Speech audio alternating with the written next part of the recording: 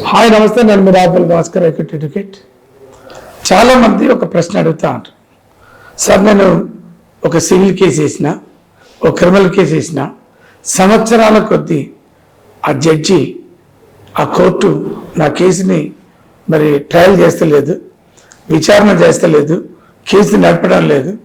ఈ కోర్టులో నా కేసు ఉంటే న్యాయం జరగదనేటువంటి ఒక భావన నాకు వస్తుంది. మరి ఈ కేసుని నేను వేరే కోర్టు బదిలీ చేయవచ్చా అనేది చాలామంది అడుగుతాను. ఎస్, అవునండి. అట్లాంటి ఆలస్యం జరుగుతుందని, ఆ కోర్టులో మీ కేసు ఉంటే న్యాయం జరగదని మీకు అనుమానం ఉంటే, ఒక మంచి గ్రౌండ్స్ ఉంటే, ఈ కోర్టు నుంచి ఇంకొక కోర్టుకు, ఆ పక్కన ఉన్న కోర్టు కానీ, ఈ పక్క జిల్లా కోర్టు కానీ, పక్క అదే కాంపౌండ్లో ఉండబడేటటువంటి కోర్టులకు మా కేసుని బదిలీ చేయమని మీరు ట్రాన్స్ఫర్ పిటిషన్ వేసుకోవచ్చు. ఒక జిల్లా నుంచి ఇంకో జిల్లా కోర్టుకు రావాలంటేనేమో హైకోర్టులో ట్రాన్స్ఫర్ పిటిషన్ వేసుకోవాలి.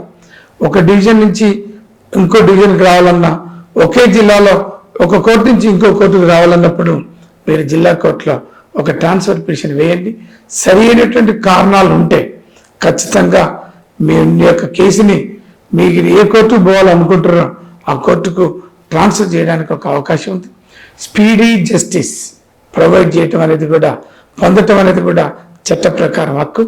ఫెయిర్ ట్రయల్ అనేటువంటిది కూడా చట్ట ప్రకారం మానవులకు ఉండేటువంటి ఒక హక్కు. మరి సంజయ్ గాంధీ అనేటటువంటి